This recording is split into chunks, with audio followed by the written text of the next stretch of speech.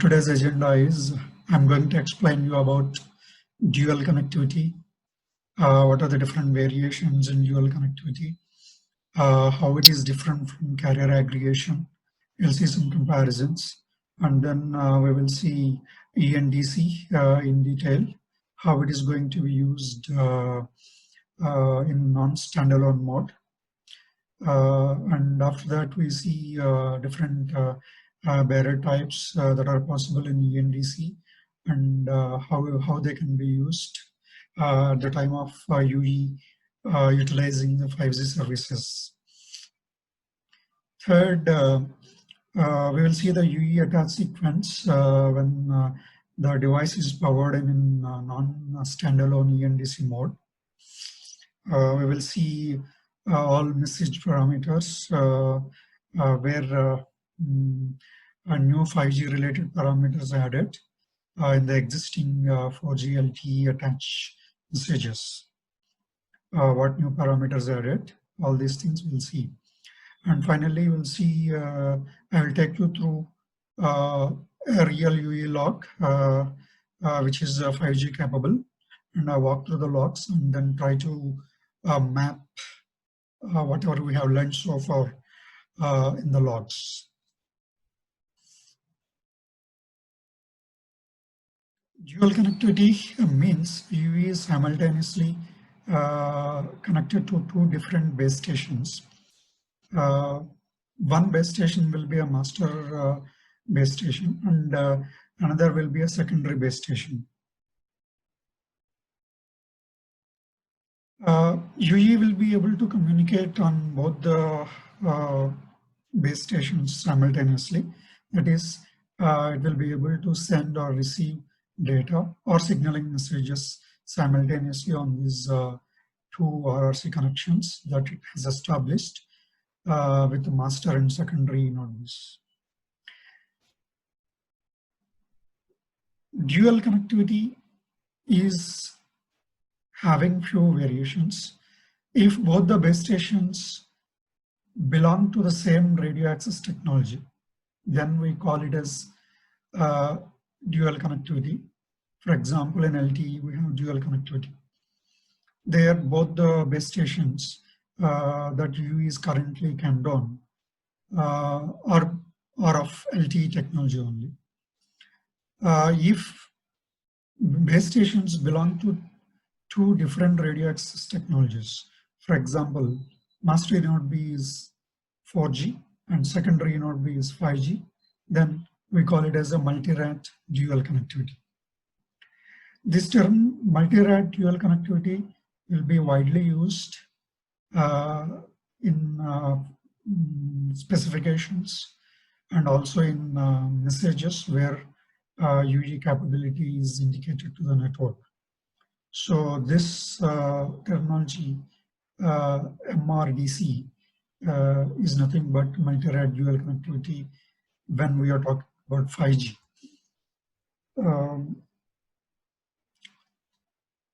So this dual connectivity is not new in 5G. It has already been introduced in 4G Advanced and 4G Advanced Pro. That means from release 12 onwards, this dual connectivity has been introduced in 3GPP specifications. Conceptually, dual connectivity and carrier aggregation are similar, but they're different in their implementation and the application. We all know carrier aggregation. We have studied in LTE Advanced features where we aggregate multiple carriers to increase the bandwidth and the throughput dynamically. The main difference between dual connectivity and carrier aggregation is UE will have, in case of carrier aggregation, the primary cell and the secondary cell, they all belong to the same base station. But in case of dual connectivity, there are two different base stations involved, and UE will have two different RRC connections with the base stations. In case of carrier aggregation, we can aggregate up to 5 carrier components to increase the bandwidth and the throughput. The same we can apply still even when the device is in dual connectivity mode. That means while the device is in dual connectivity mode, still we can apply carrier aggregation in master E node B and carrier aggregation in secondary E node B, so that we can have multiple cells, carrier components belonging to multiple cells configured in master E node B as well as the secondary E node B. Master E node B with aggregated carrier components, that is secondary carrier components due to carrier aggregation, we call that as master cell group. Secondary E node B with one or more aggregated carrier components is called secondary cell group. Coming to ENDC, ENDC stands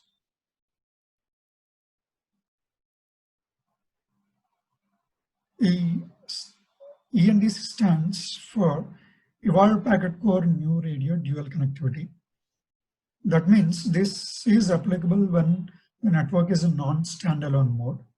In ENDC, the anchoring network or anchoring E node B or master E node B is of LTE. All signaling happens through LTE radio connection. And the secondary E node B is from 5G NR, that is G node B. And the G node B is involved in transferring the user data. So we have already learned in the first session various NSA options, right? So ENDC is applicable to the options 3, 3A, 7, 7A, and there is one more option called 3X. These are all non-standalone options. Next comes NEDC. This NEDC stands for New Radio and Evolved Packet Dual Connectivity. This NEDC is applicable to NSA configurations 4, 4A, 8, and 8A. In these options, if you remember, the master E node B is the 5G NR G node B, and the secondary E node B is the LTE E node B, and all signaling happens through master E node B, that is G node B, and the data happens to via both the E node Bs. So when we say ENDC, there are various options with respect to the data split. I have already explained in my first session what is data split. If you want, you can just check it out once again in the first session. The first option is user plane data is split in the core network. That means if you see the first diagram, option 1, is gateway is having two EPS bearers, bearer 1 and bearer 2. Bearer 1 is with master E node B, that is LTE in this case, and bearer 2 is with secondary E node B, that is G node B in this case. And whatever data that is coming from the P gateway will be separated out at S gateway and forwarded to the E node Bs and the respective PS bearers. After that, each E node B will send it to the UE over their RRC connections, maybe separately or maybe simultaneously. We will see when UE will send simultaneously the same packet and when it will send separately. Option 2, user plane data is split in the RAN, radio access network. That is, if you see the option 2 diagram, as gateway is having two EPS bearers, both are terminated at master A node B, that is LTE node B, and LTE node B is separating the packets and sending to G node B uh, whenever it is required, and sometimes it will send to UE directly over its RRC connection.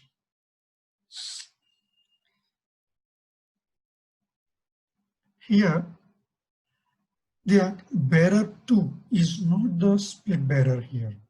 Here what happens is packets few, whatever data that is coming in EPS bearer 1 will be sent over LTE RRC connection to the UE, and whatever data that is coming over EPS bearer 2 will be forwarded to G node B, and it will then send the packets to 5G RRC connection. There is a third option here. In this option also, the data is split in the RAN only,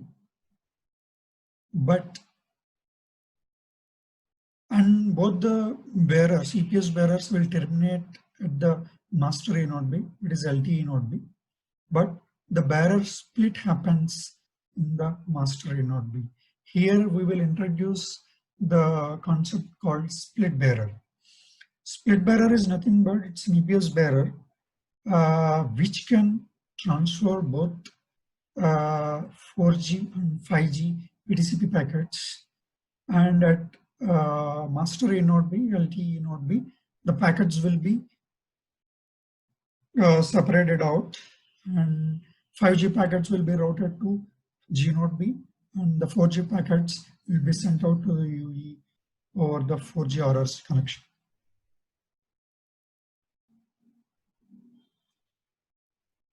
And if you see the below protocol diagram here, this S1, this part is the second split bearer. So at PTCP level, at master A node B, this in fact, it will be NR PDCP module. So this NR PDCP module will separate the packets. 4G packets will be handed over to RLC module, 4G RLC, and 5G packets will be sent over X interface to the G node B and delivered to the UU over 5G NR RRC connection.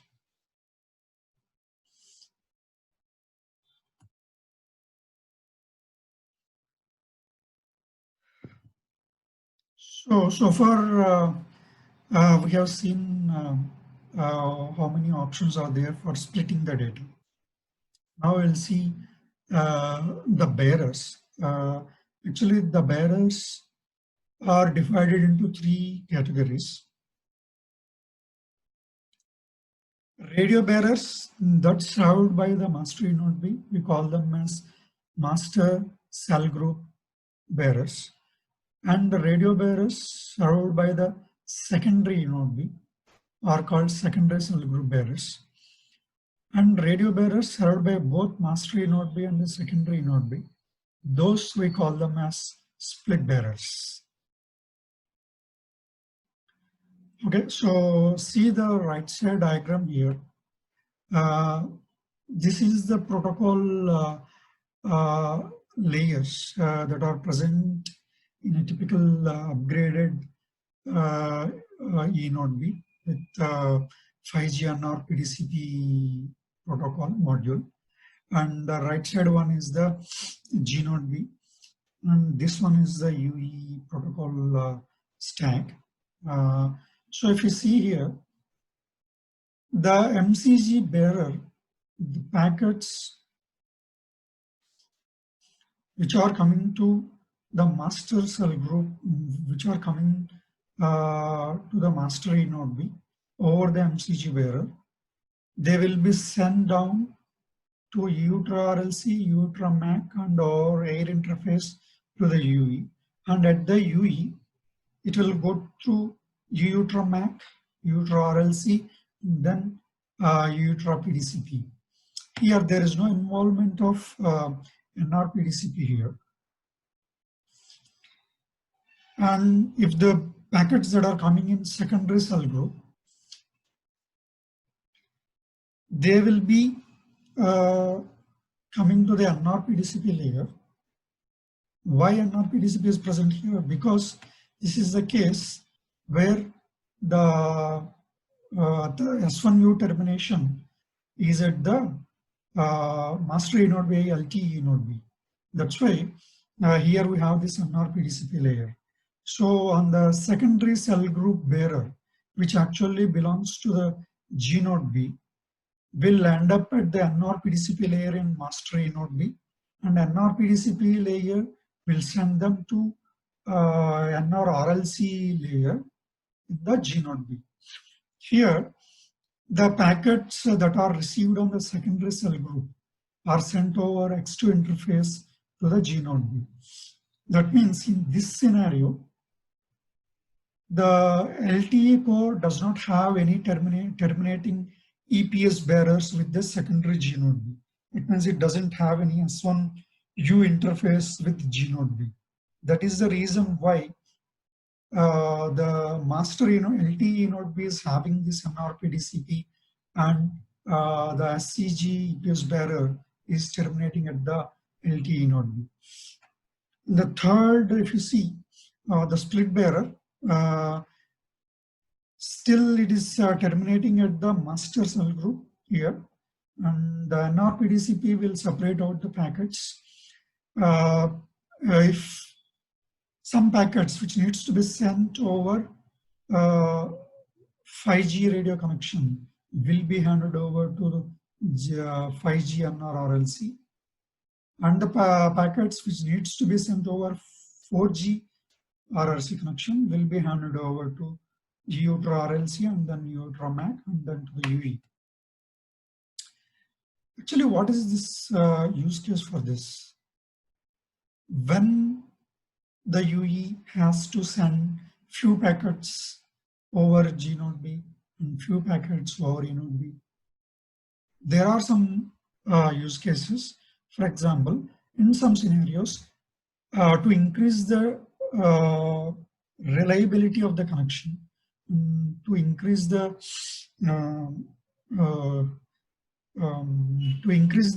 reliability of the signaling as well, the PDCP packets will be duplicated over both the G node Bs. That means the same PDCP packet will be sent over E node B and will be sent over G node B to the UE. So that means at the UE side, the same PDCP packet will be received, and it will process them further. So due to this, what happens is, even if one of the connections, if the packet is not received properly due to maybe fading, maybe noise in the transmit medium, or maybe low signal strength, maybe low coverage area, still UE will be able to form the PDCP packet properly without any issues. I mean, the probability of errors will reduce drastically. Similarly, the same is applicable even in case of data transfer also. So the applications like ultra reliable and low latency communications, they may require data to be transmitted in a more reliable manner. So in such scenarios, the PDCP packets will be duplicated and they will be processed at the UE side. But the disadvantage is it will reduce the bandwidth. You are unnecessarily duplicating the available radio resources with PDCP packets. But it depends on application and what scenario you are talking about. So accordingly, this will be decided.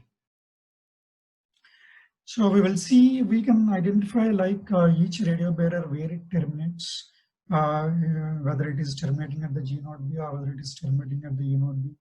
Is it a split bearer or is it a MCG bearer or SCG bearer? All these things we can identify using the messages. I will explain you that while taking you through LTE, NSTI attached procedure and log analysis.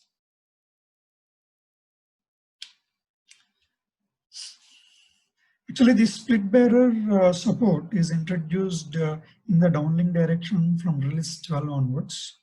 And for the uplink, that is from mobile device to the base station side, it is introduced from release 13 onwards.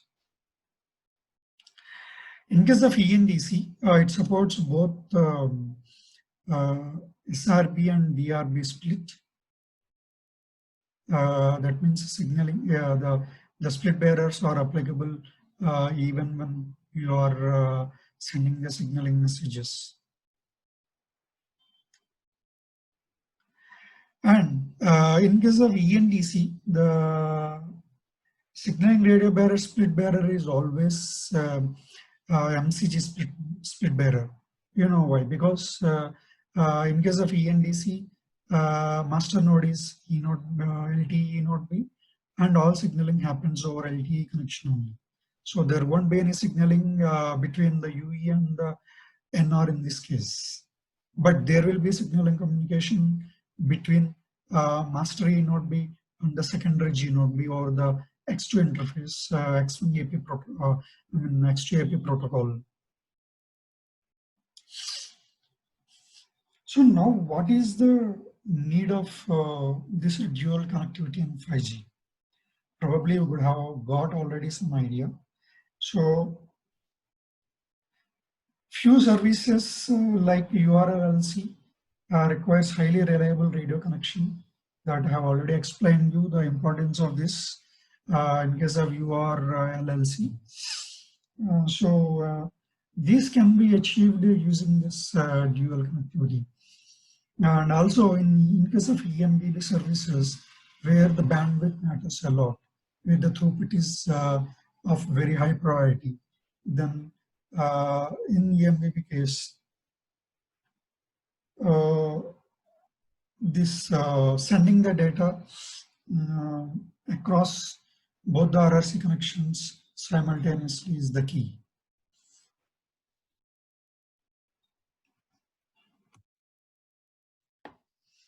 Now let's jump to the UE attached procedure.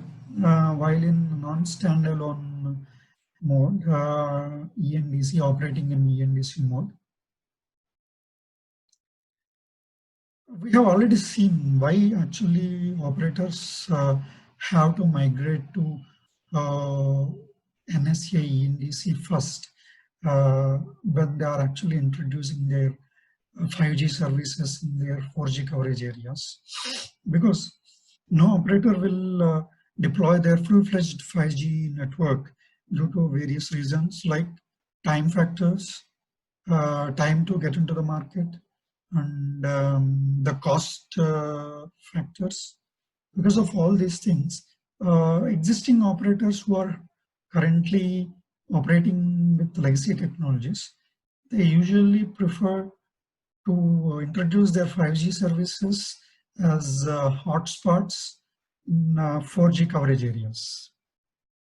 Okay, so for them, this is the best option. That is the reason why I have chosen this ENDC mode attached procedure. So in ENDC, any UE which wants to avail the 5G services, when it is powered on in the coverage area, first it will perform a normal LTE attached procedure with the E node B over the E node B and in the LTE core. At this stage, there is no master node or secondary node. They will be coming up in the later part of the attached procedure. At this stage, we have only the LTE node B, which is the camp E node B for the UE, and the LTE core where UE is going to be registered. So in order for the UE to avail the 5G services in the existing LTE network, first of all, the UE should be capable of MRDC, multi-rat dual connectivity. And the network also should provide the 5G services in that particular network area. So if both are true, then definitely UE will be able to register for 5G services and would be able to utilize them also. So left side you are seeing the flow diagram which have taken from the event helix. You can also see them.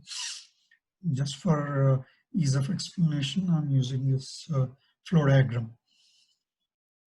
So first what happens is LTE network, which actually is providing the 5G services, it prepares the list of P elements which are supporting the 5G NR, and it broadcasts the system information. In the system information block 2, we have one parameter called P element information list.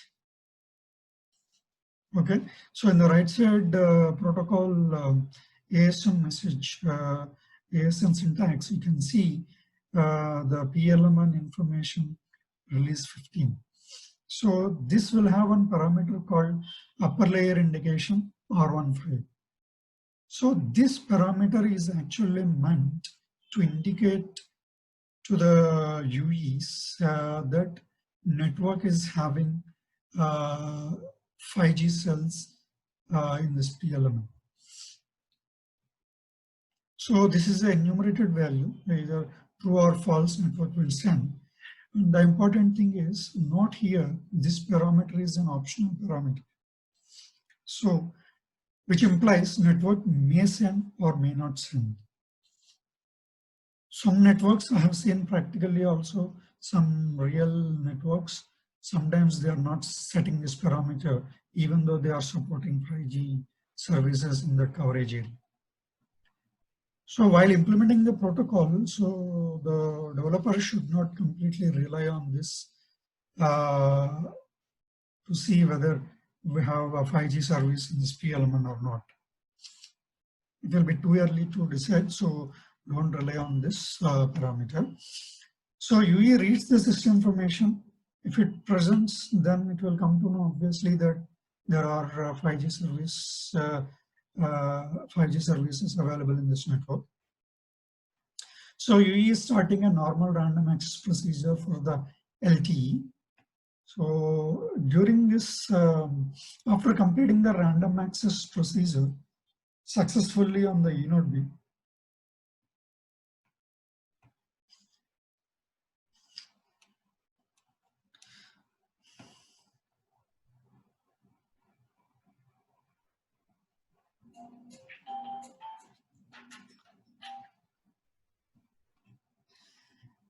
UE will send the attached request message.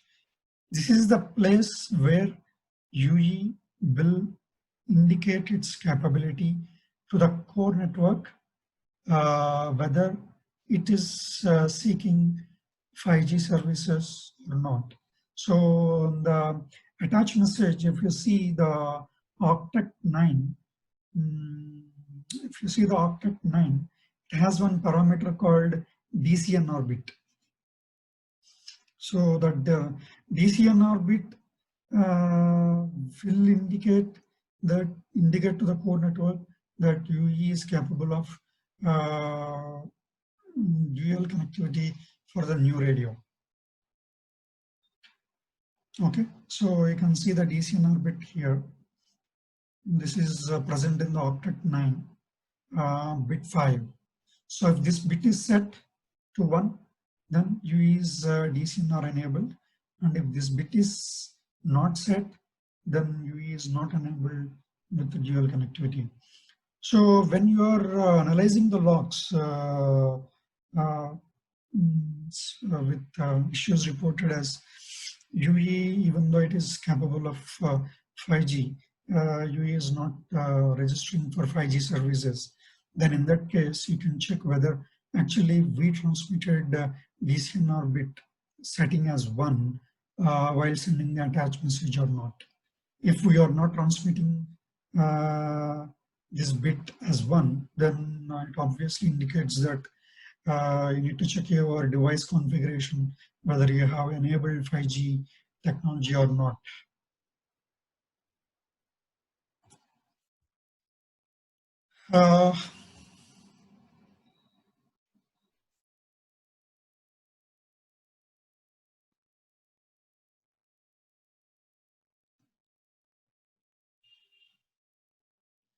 So E0B will include 5G NR RAT in the RAT list when it is initiating a UE capability inquiry procedure. So if you see in the right side diagram here, in the protocol message, in the RAT type list, you can note the E0B is including NR and E-UTRA NR.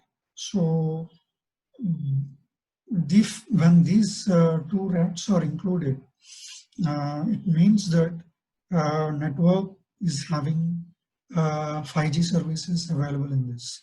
That is the reason why it is seeking a UE's capability about these two RATs, NR and EU-NR. NR stands for standalone radio, and EU-NR obviously represents NSA. So even in the earlier slide, even if we don't see this parameter, and after seeing this NR and EU-NR in the RAT type list, then UE can consider that the network is going to provide 5G services.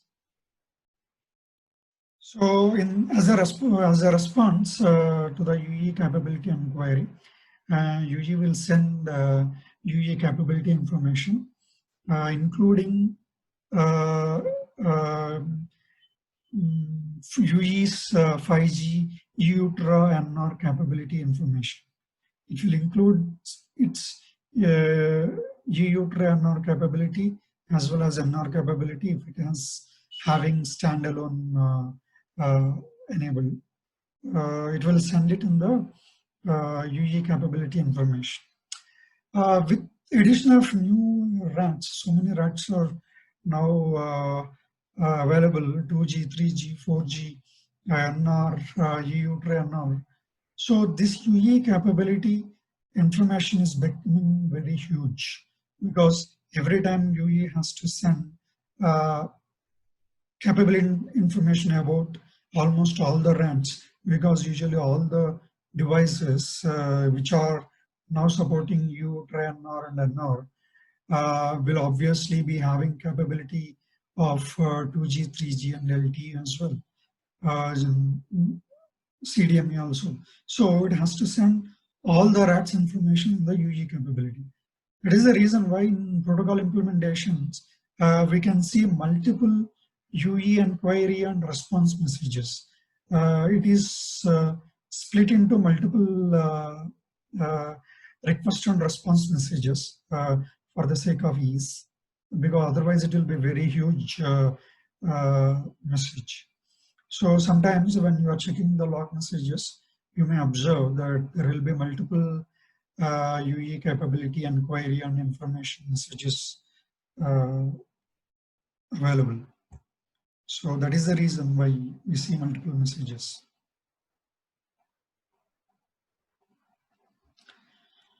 So after receiving the UE capability, what E0B will do? E0B will save the EM UE's MRDC capability for future references. That is for establishing radio bearer, adding the secondary cell group as per the need. So it has to store this information, and also it has to forward this information to the MME as well. So it will send it in the UE capability information message or the SUNEP interface to the MME.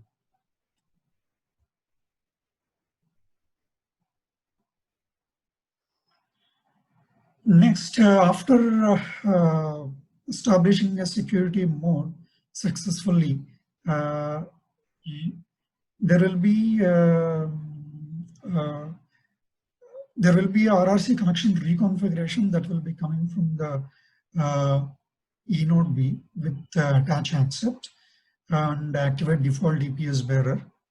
And along with that, in the same RRC connection reconfiguration, we can see measurement objects for the NR.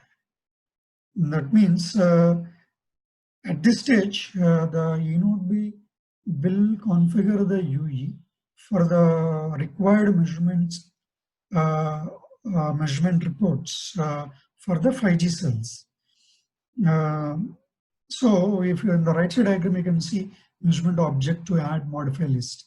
So this is the list which will have all the measurement objects configured by the eNodeB. So in this, you can find an entry with measurement object NR R15.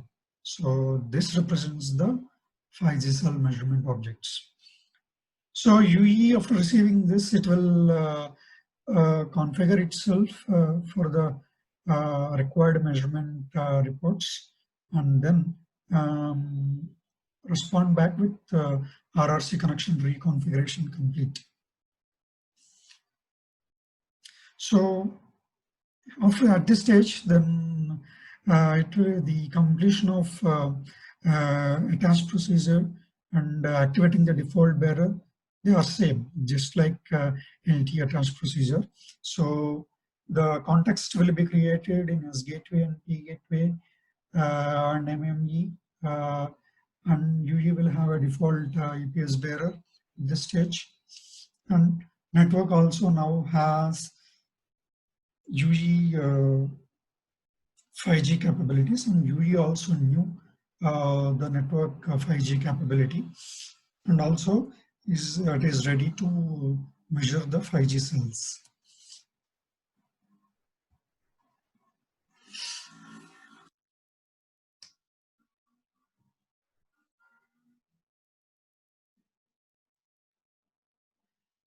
So as soon as UE finds any 5G cells, then it will perform the measurements on those cells, and then start reporting to the eNodeB periodically or aperiodically, or maybe based on the event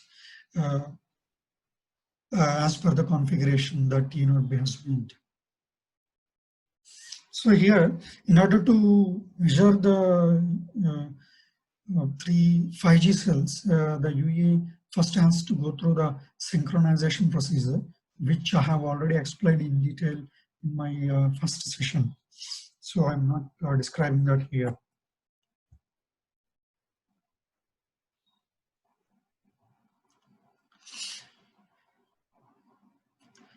So now by this stage, UE is sending the 5G NR measurement reports to the eNodeB.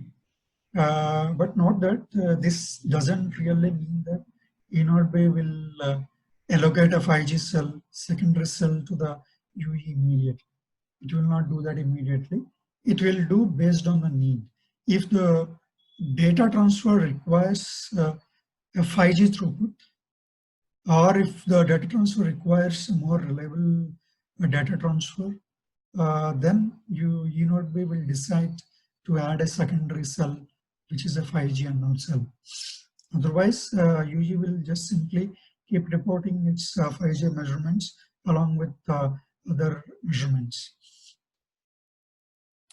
So assume now the UE one decided to add a 5G secondary cell to the UE. Then what it will do is it will send RRC connection reconfiguration message to the UE.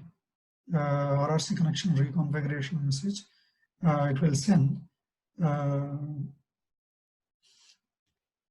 with the 5G NR cell details.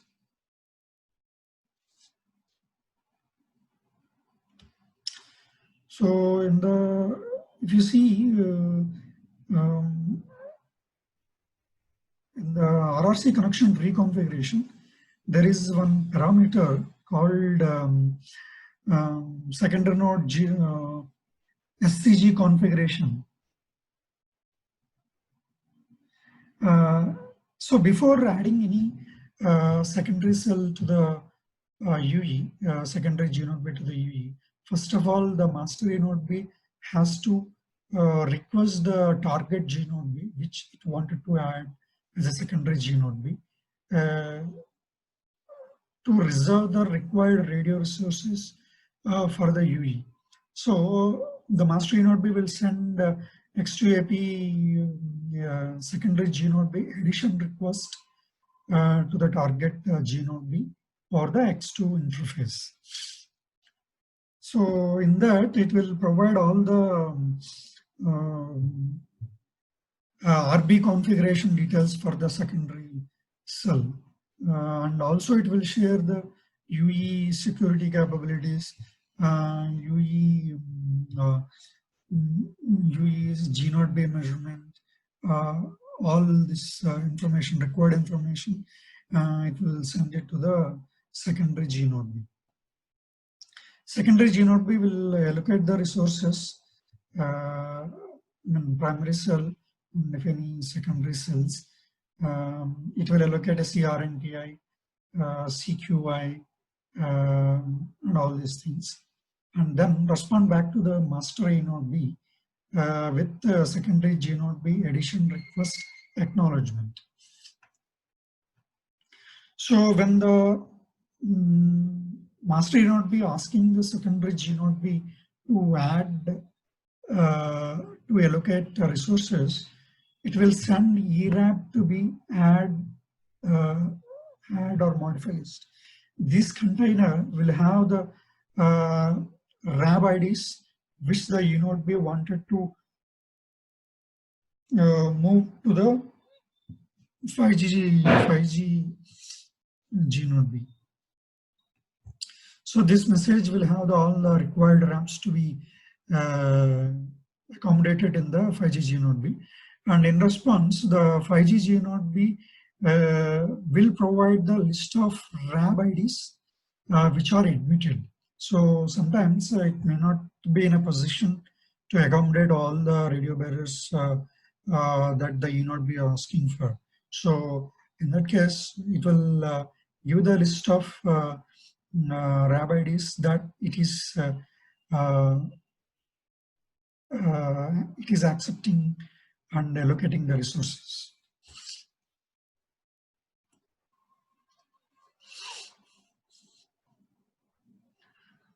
So if you see in the left side RRC reconfiguration message, you can see the NR related information here.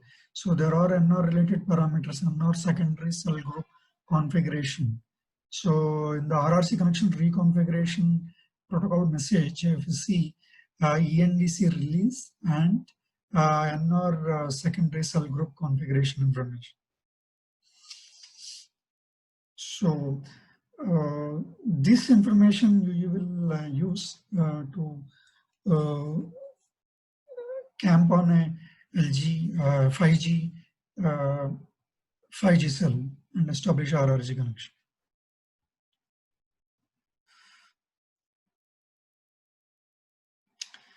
So we already know now the CRNTI that is allocated by the 5G gNodeB to the UE. So UE will use that CRNTI in the RANCH procedure. So obviously this will be a non-contention based RANCH procedure. So it will complete the RANCH. It's similar to whatever we know the LTE. So it will do the RANCH procedure and then achieve the uplink synchronization.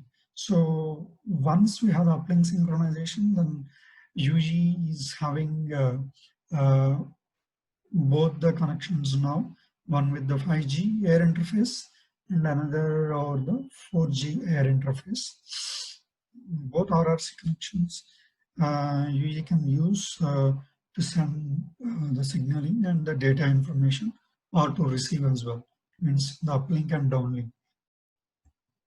So this information I have taken from the 3GPP specifications 36331 release 15.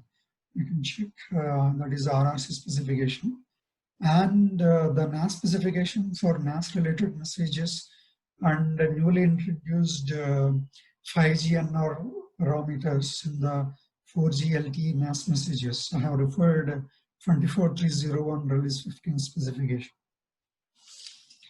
Here we are referring to the same LTE, NAS and RRC specifications, because here the master technology is the LTE. So all this parameter information and protocol information is provided in the release 15 versions of the respective LTE specifications.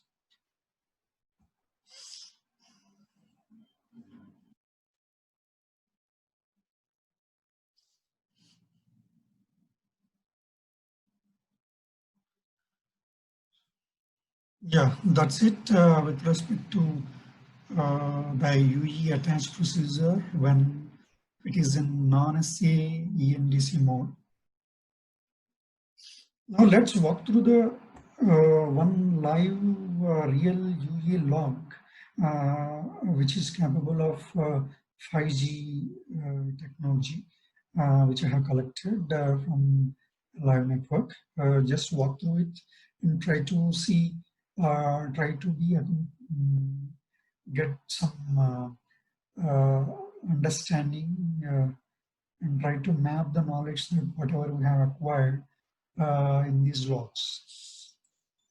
So this is the system information message that is been broadcasted in the network where I have taken this log. So if this is the SIP2 information. In the SIP2 information, we have this parameter element information list, which has one flag called upper layer indication, which is true here. So that means this network is indicating in SIP2 itself whether it is supporting 5G technology or not. So as I said earlier, this is not a mandatory parameter for the network to send. So some networks may not send also. So don't completely rely on this particular parameter to decide whether the network is supporting 5G or not. So this is the second message, which is the attached request message, LTE attached request message, which UE sent to the A node B for camping on the LTE, for registering on the LTE core. So in this message, if you see the DCNR bit, here the DCNR bit is set to 1, so which indicates UE is capable of dual connectivity for the 5G NR service. So this message goes to the core network. So that means this flag is for the core network.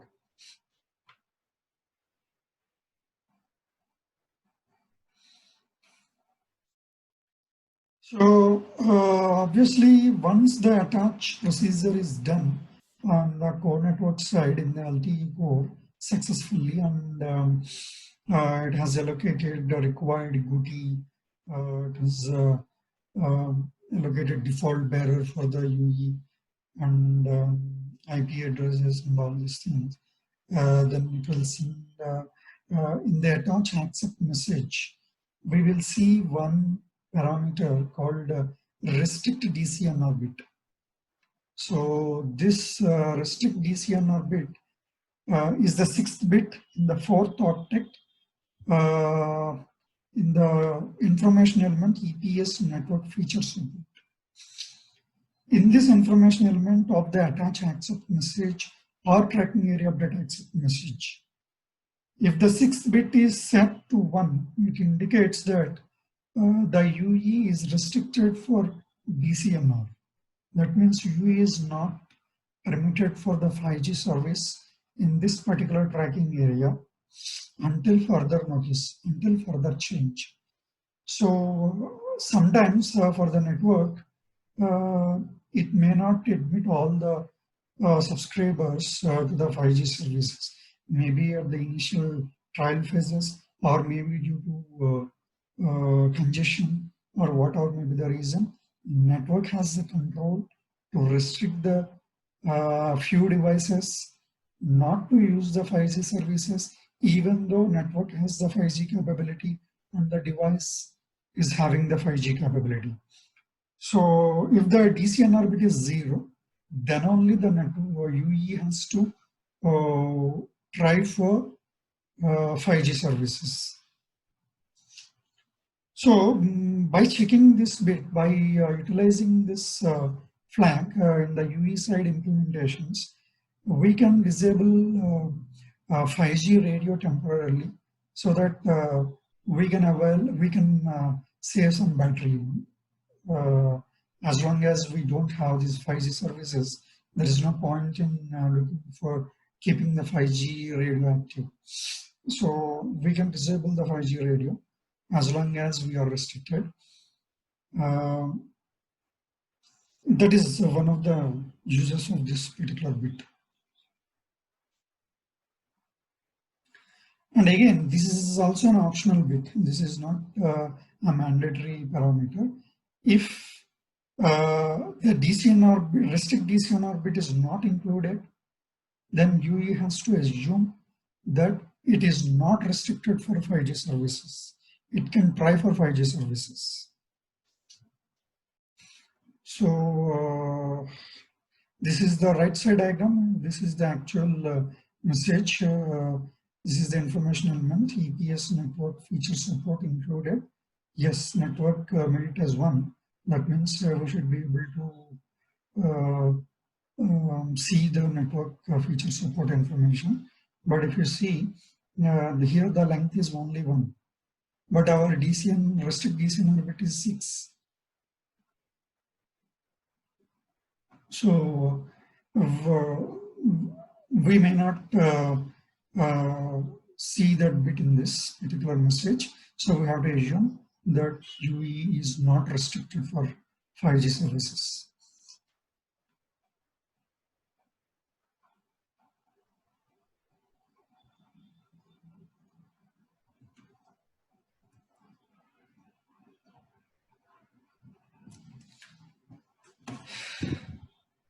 Now, after completing the attached procedure, then UE will initiate the UE capability information inquiry. So, in the UE capability inquiry message, UE will send the rat list.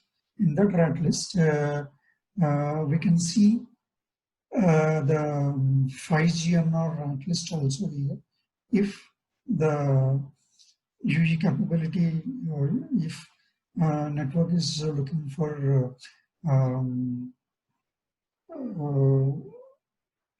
NR related capability information from the UE. So as I said earlier, there can be multiple UE capability inquiry messages from the network. So if you see the first inquiry message, there is no NR rat or EUTRA NR rat included here. But in the second message, you can see EUTRA NR is included here. So in the second message as a response, in the UE capability information, UE will provide its capability container for the NR. So here in the left side message, you can see UE transmitting the UE EUTRA NR capability container.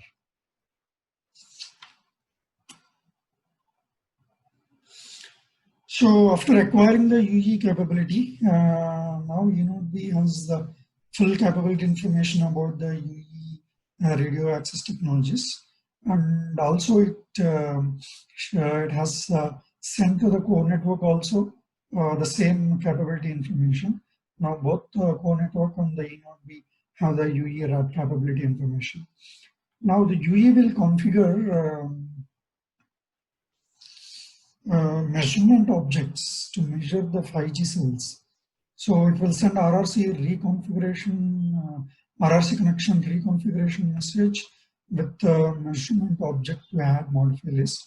So it will have this NR related parameters, carrier frequency, measurement object NR R15, and it will provide all required information for the UE to measure the 5G cells. So based on the UE's configuration or measurement configuration by the eNodeB, so UE starts reporting the measurements of 5G cells as well.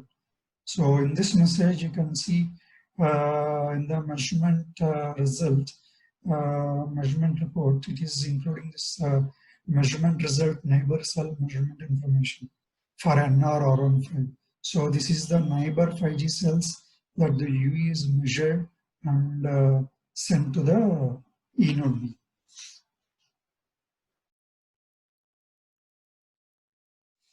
Now in this message, in the next RRC connection reconfiguration message, we can see that eNodeB is adding a NR cell. eNodeB is adding a NR cell as a secondary cell, and it provided all the information to the UE so that UE can tune to the secondary cell and establish a separate 5G NR connection. So this is the container information. So if you decode this information, you can see all the parameters which network adds into the UE with respect to 5G cell addition.